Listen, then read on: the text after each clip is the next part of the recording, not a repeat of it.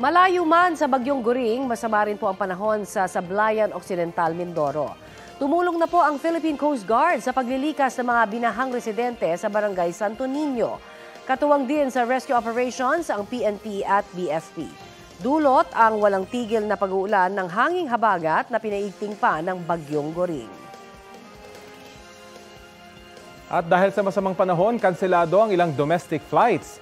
Hindi muna tuloy ang biyahe ng PAL Express mula Maynila pa Antique at pabalik.